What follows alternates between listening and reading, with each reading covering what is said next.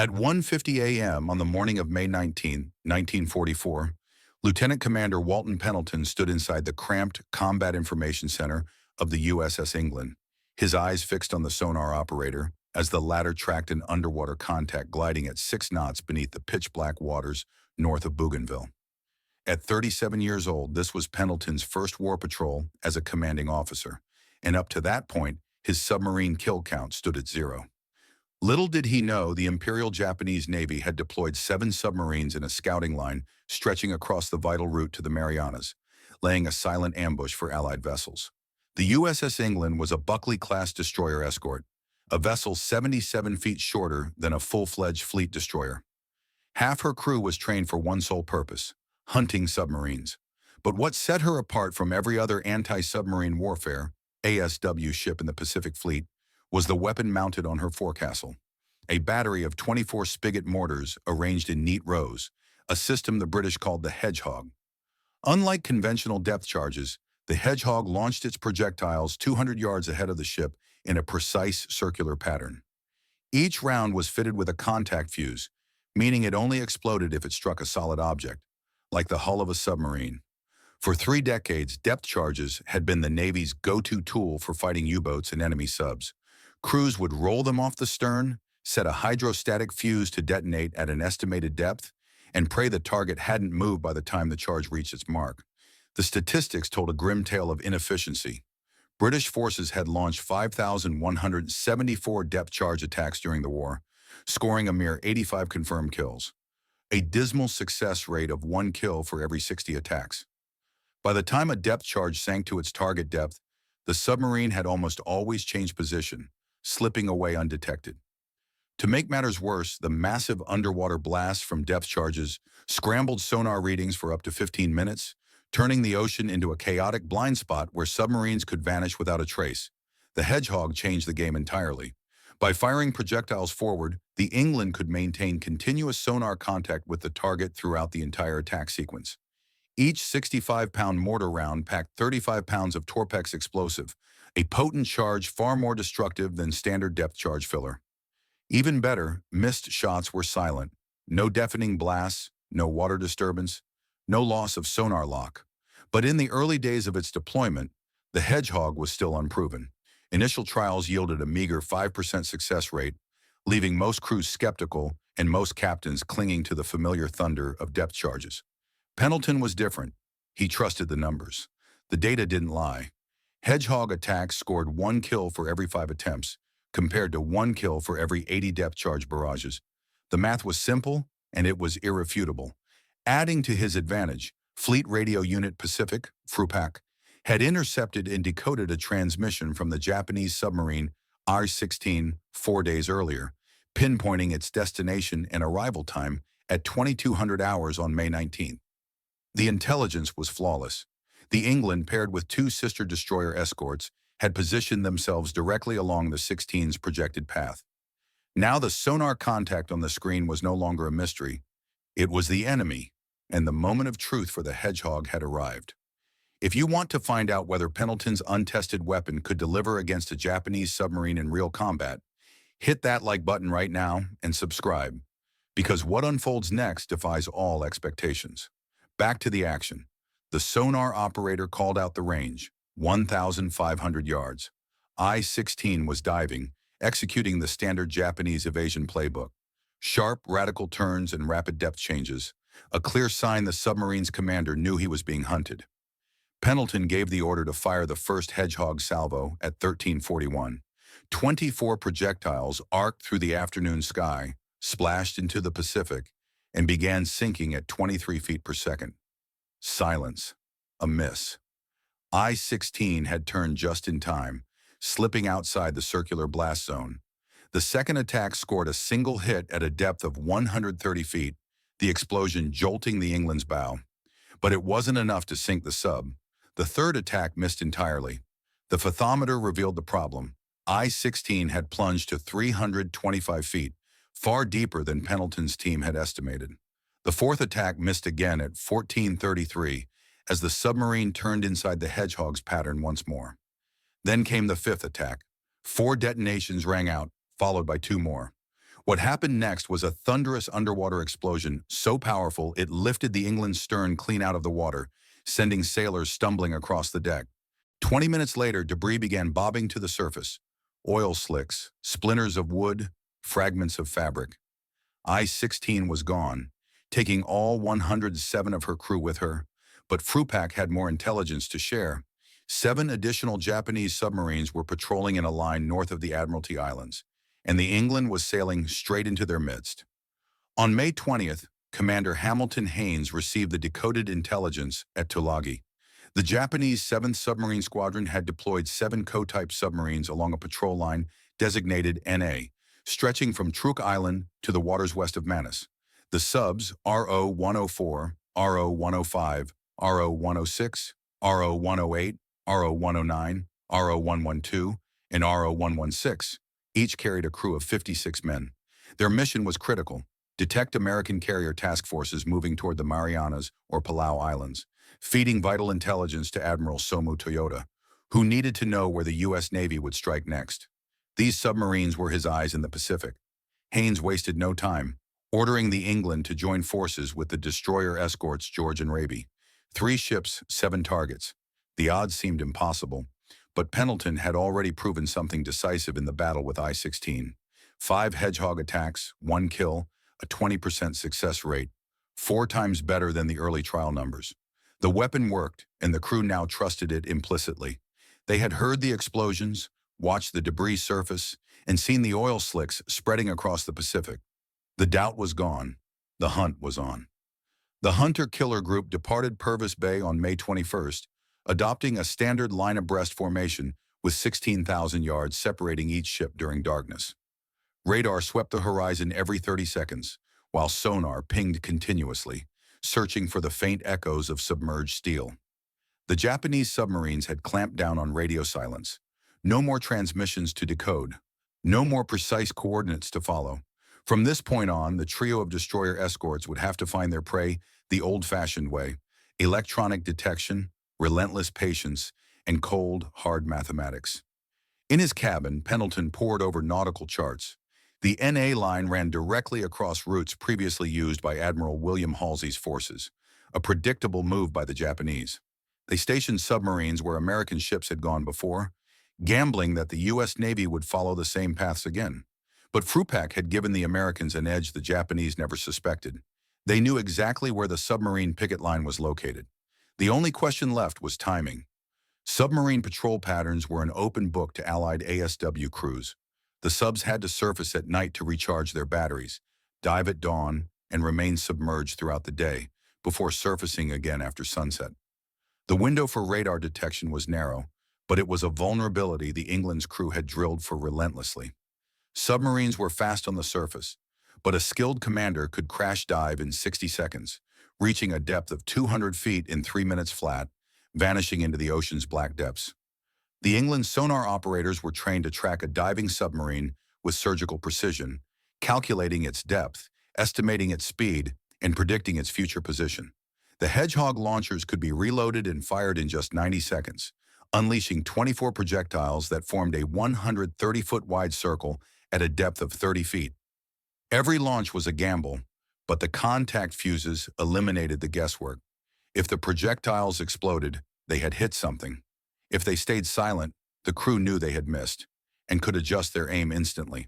The mathematics were simple but brutal. 7 submarines, 56 men each, 392 Japanese sailors in total. A single successful Hedgehog attack could kill them all in 9 seconds. At 3:50 on May 22nd, the George's radar picked up a surface contact at 15,000 yards. It was RO-106, recharging her batteries, completely unaware of the danger closing in. The George's searchlight blazed to life, illuminating the submarine's hull, and RO-106 began a crash dive immediately. Seawater flooded her ballast tanks, her bow angling downward as she slipped beneath the waves. Within 90 seconds, she was fully submerged. The George fired a Hedgehog salvo at 4:15. 24 projectiles splashed into the dark water and fell silent. A miss. The England regained sonar contact at 4:25, the target now 1,400 yards away. RO-106 was running deep, executing the same radical turns that had stymied the George. The Japanese commander knew the playbook: turn inside the attack pattern, change depth constantly, force the Americans to guess. But Pendleton didn't guess. His sonar operator tracked every twist and turn, calling out depth changes, range and bearing, feeding real-time data directly into the Hedgehog's firing solution. The first attack missed. RO-106 had turned 30 degrees during the 9 seconds it took the projectiles to sink, moving 150 feet out of harm's way. The second attack came at 5:01. 24 projectiles arced into the water, sinking into the darkness. 3 detonations echoed through the hull, followed by a massive underwater explosion. The pressure wave rolled across the surface, shaking the England's hull so violently that the George and Raby felt it 4,000 yards away. At sunrise, an oil slick half a mile wide stretched across the Pacific, dotted with floating debris, metal fragments, splinters of wood, no survivors. It was kill number 2, just 24 hours after I-16. The 3 destroyer escorts reformed their line, maintaining 16,000 yard spacing as they continued northeast along the NA line. Another submarine was out there, RO-104, RO-105, or one of the remaining 5. Japanese commanders were still enforcing strict radio silence, but they couldn't escape their own biology. Their batteries needed recharging, their electric motors needed power, their diesel engines needed air. The hunt would go on. At 6 a.m. on May 23rd, the Raby's radar detected another surface contact at 22,000 yards. The submarine dove before it could be identified, a sign that the Japanese commander had learned a deadly lesson from RO-106's demise. Stay deep, make the Americans guess your depth. The Raby fired 4 Hedgehog attacks starting at 6:17, all missed. RO-104 was turning inside the pattern, a master of evasion. The George took her turn next, firing 4 attacks between 7:17 and 8:10. All misses. The Japanese commander was good, too good, turning the mathematics of the Hedgehog against his pursuers. Division Commander Haynes watched as the England closed in for her turn. Pendleton's crew had 2 kills. The George and Raby had none. A pattern was emerging. Either the England's sonar operators were more skilled, her Hedgehog crews faster, or Pendleton's firing solutions were more accurate. Whatever the reason, the England was the killer in this group. Haynes radioed 5 words that would become legendary in U.S. Navy history. "Oh hell, go ahead, England." Pendleton's first Hedgehog attack missed. RO-104 had turned at the last second. But the second attack, launched at 8:34, scored 10, maybe 12, detonations. The blast merged into a single, continuous roar, followed by the unmistakable sounds of a submarine breaking apart. Metal tearing, bulkheads collapsing. 3 minutes later, a major underwater explosion shook the ocean. The submarine's batteries had ruptured. Oil and debris surfaced at 10:45. Kill number 3.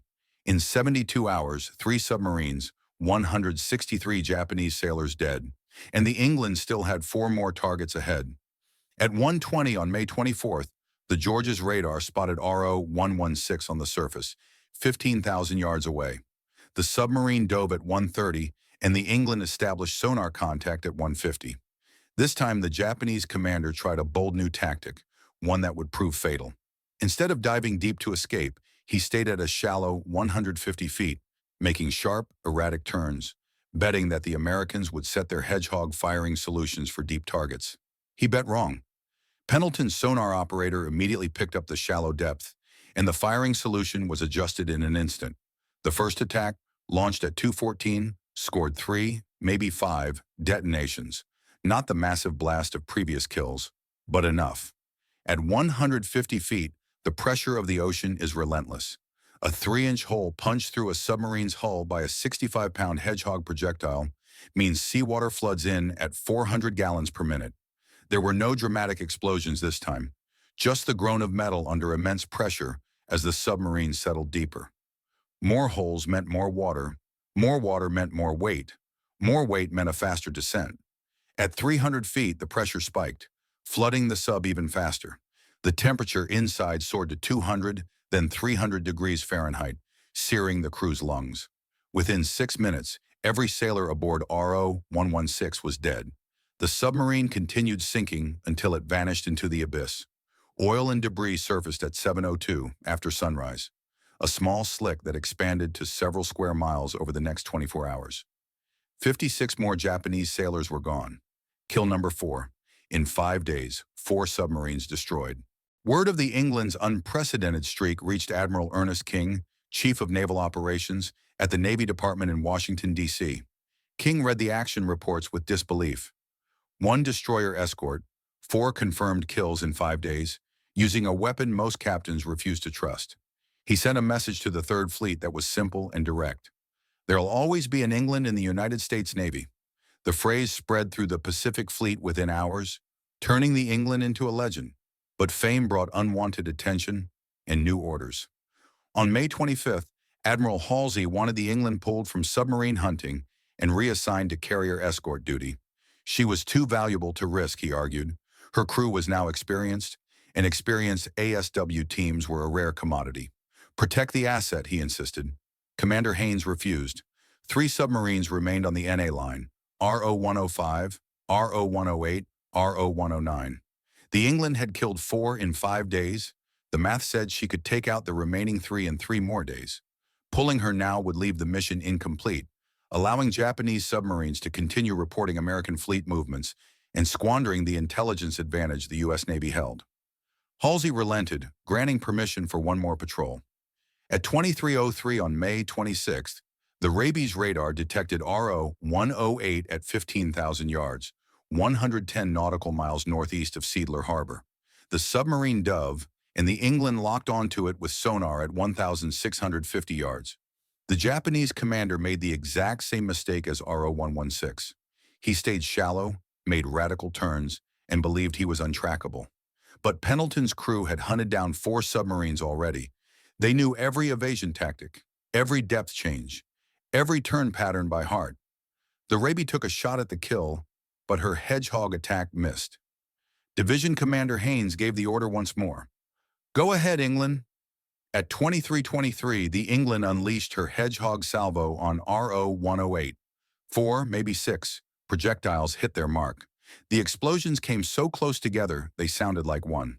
RO-108 broke apart instantly. No slow flooding, no gradual sinking. Her pressure hull ruptured at multiple points simultaneously, and the submarine imploded under the ocean's pressure. All 56 crew members died in less than 3 seconds, faster than they could process what was happening. Kill number 5. In 6 days, 5 submarines, 279 Japanese sailors dead. In Tokyo, at Imperial Japanese Navy headquarters, Admiral Toyota reviewed the patrol reports with growing dread. 7 submarines deployed to the NA line, 5 now missing. No distress calls, no emergency transmissions, just silence. 1 submarine lost every 24 hours. The pattern was impossible to ignore. Something was hunting his subs, something fast, something accurate, something his commanders couldn't evade. Toyota issued urgent new orders to the remaining 2 submarines, RO-105 and RO-109, which they received on May 27. Patrol at a minimum depth of 400 feet, avoid surfacing to recharge batteries unless absolutely necessary, and at the first sign of detection, run silent. No radical maneuvers, which only created noise that gave sonar operators better tracking data. The Japanese were learning, but they were learning from the mistakes of the dead. The England, George, and Raby pressed on northeast, hunting the last 2 submarines in 3,000 square miles of ocean. The Americans still held the upper hand. Frupak was still intercepting Japanese transmissions, gleaning position data and patrol patterns, but the tactical situation was shifting. 5 kills had depleted the England's Hedgehog ammunition. Each attack fired 24 projectiles, 120 rounds expended in total. She carried 240 rounds at the start of the patrol, leaving 120 remaining, enough for 5 more attacks, maybe 6 if the crew conserved carefully, and the Japanese submarines were adapting. On May 30th, the George detected RO-105 on radar at 21:45. The submarine dove immediately, but this time, the commander tried a new trick. He plunged to 400 feet, then shut down all engines, going completely silent. No propeller noise, no machinery vibration, nothing for sonar to detect. The England established contact at 2,200 yards, but the signal was weak and intermittent, a faint knuckle of disturbed water that could mean the submarine was anywhere within a 200-yard radius. Pendleton faced a choice: Fire the Hedgehog at a weak contact and waste 24 precious rounds, or wait for the submarine to move, surrendering tactical advantage and letting the Japanese commander choose when to run. He chose to wait. 4 hours passed, and the submarine stayed silent. Then at 2:30 on May 31st, the sonar signal strengthened. RO-105 was moving. Her batteries were dying. The commander had no choice but to surface soon or face certain death. But he had one final desperate gamble up his sleeve. At 3:15, RO-105 surfaced, not where the England expected. During 4 hours of drifting silently with the current, she had moved 3 miles from her last known position. The George's radar picked her up at 13,000 yards in the wrong direction, on the wrong bearing. The hunter-killer group had been searching the wrong grid square all along. By the time the England turned toward the new contact, RO-105 had already crash-dived. But the commander had bought himself just 90 seconds of battery charging time, enough to add 10% power to his depleted cells, enough to run. The England re-established sonar contact at 3:45. RO-105 was running deep and fast at 6 knots, heading northeast away from the group. This Japanese commander was the best they had faced yet. He had studied the previous 5 kills, knew that staying deep and moving fast made Hedgehog attacks far harder. Pendleton's first attack, at 4:05, missed by 200 feet. RO-105 had turned during the projectile's descent. The second attack, at 4:23, missed by 100 feet, closer but still not enough. The submarine was varying its speed, switching between 4 and 6 knots, making the firing solution impossible to lock in. The England had now fired 48 projectiles, leaving 72 remaining. 3 more attacks. Division Commander Haynes watched from the George, realizing this engagement was unlike any other. The previous 5 submarines had fallen quickly, but RO-105 was fighting back, winning the mathematics game. Then at 4:47, Pendleton's sonar operator spotted a pattern. RO-105 was turning every 4 minutes, 30 degrees to port, then 30 degrees to starboard, back and forth. The commander thought he was being random, but humans are creatures of habit. Patterns are inevitable. Pendleton adjusted the firing solution, predicting the next turn, leading the target by 200 feet. The third Hedgehog attack launched at 5:08. 24 projectiles splashed into the Pacific, sinking into the darkness. 4, maybe 5, detonations echoed through the hull. This wasn't the massive explosion of previous kills. RO-105's pressure hull was breached, not destroyed. The submarine kept moving, flooding but not sinking, as the commander ordered emergency procedures. Blow the ballast tanks, surface, abandon ship. But it was too late. The England's fourth attack, at 5:32, scored 8 detonations, and RO-105 broke apart completely. The emergency blow stopped, and the crew never made it to the surface. Oil and debris appeared at 6:15 after sunrise. Kill number 6. In 12 days, 6 submarines, 335 Japanese sailors dead. Admiral Halsey received the report at 3rd Fleet headquarters and issued immediate orders. Pull the England from submarine hunting. 6 kills was more than enough. She had proven the Hedgehog system beyond any doubt. Every destroyer escort in the Pacific Fleet would soon receive updated training, tactics, and firing solutions based on the England's action reports.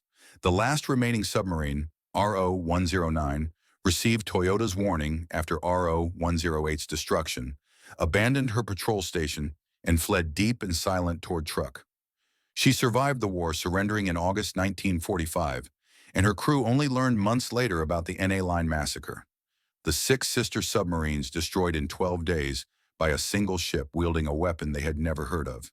In July, the USS England was awarded the Presidential Unit Citation, one of only 3 destroyer escorts to receive the honor during the entire war. The citation read simply, "For extraordinary heroism in action against enemy Japanese submarines." But those words failed to capture the scale of what the crew had accomplished. Only the mathematics could do that. British depth charge attacks had a 1.6% success rate. Pre-England Hedgehog attacks had a 5% success rate, 1 kill per 26 attacks.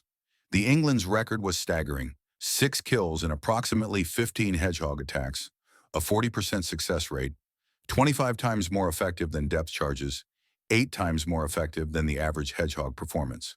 By September 1944, the Hedgehog was standard equipment on every U.S. destroyer escort. Sonar operators studied the England's tracking techniques. Hedgehog crews practiced her loading procedures. Fire control officers memorized her firing solutions. In the Atlantic, the Hedgehog sank 47 German U-boats by war's end, 47 kills and 268 attacks, a 17.5% success rate, making it the best anti-submarine weapon of the war. To this day, no ship has matched the England's 12-day record. Lieutenant Commander Walton Pendleton was awarded the Navy Cross in August, a single decoration for 6 submarine kills. The citation praised his tactical brilliance, his crew's discipline, and the weapon's effectiveness, but it never mentioned the most critical factor: mathematics. Pendleton had trusted numbers when other captains trusted tradition. He had calculated firing solutions when others relied on guesswork. He had predicted submarine movements when others gambled. The numbers had been right. The England continued escort duty through the summer of 1944, protecting convoys, screening carriers, and patrolling for submarines. But she never found another target, never fired the Hedgehog in combat again. On October 31, 1944, a kamikaze aircraft struck the England off Leyte Gulf, its bomb penetrating the forward engine room, killing 37 crew members and wounding 25 more. The damage was catastrophic. Repairs would take 6 months and cost more than building a new ship. The Navy decided the England wasn't worth saving. She was towed to Manus Island, stripped of all useful equipment, and sold for scrap. In November 1946, the ship that had sunk 6 submarines in 12 days was cut apart in a salvage yard, her hull turned into razor blades and tin cans. Walton Pendleton survived the war, was promoted to commander, and given command of an escort division in Alaska, where he spent the final year of the war hunting Japanese submarines in the North Pacific, never finding a single one. He retired from the Navy in 1961 after 34 years of service and died in 1973 at the age of 66, buried at Arlington National Cemetery. His gravestone mentions the Navy Cross, but not the 6 submarines, not the 12 days that changed naval warfare forever. The U.S. Navy kept Admiral King's promise, sort of. In October 1960, the guided missile destroyer leader, USS England DLG-22, later reclassified CG-22, was commissioned, serving from 1962 until 1994. But when she was decommissioned, the name England vanished from the fleet. King's promise was broken. Today, the original Hedgehog launcher from the USS England sits in storage at the National Museum of the United States Navy in Washington, D.C. Rusted, forgotten, a relic most visitors walk past without noticing. The placard mentions the weapon's success rate, but not the England, not Pendleton, not the 12 days that proved the system worked. Japanese records recovered after the war confirmed the 6 kills: I-16, RO-106, RO-104, RO-116, RO-108, RO-105. Each submarine's final position matched the England's attack coordinates exactly. 335 sailors confirmed dead. The Japanese Navy never fully understood what had killed their submarines so quickly. Only that it was something they could not see, could not hear, and could not escape. The USS England may be gone, but her legacy lives on in the mathematics of war, in the quiet courage of her crew, and in the simple truth that sometimes trusting the numbers is braver than trusting tradition. If this story of forgotten heroism moved you, hit the like button. Every like tells YouTube to share this story with more people. Subscribe and turn on notifications. We're rescuing lost stories from dusty archives every week, stories of sailors who defied the odds and changed history. Drop a comment below and tell us where you're watching from. Texas, Germany, Australia, the US. Our community spans the globe. You're not just a viewer, you're helping keep these memories alive. Thank you for watching, and thank you for making sure the USS England and her crew never disappear into silence. These men deserve to be remembered.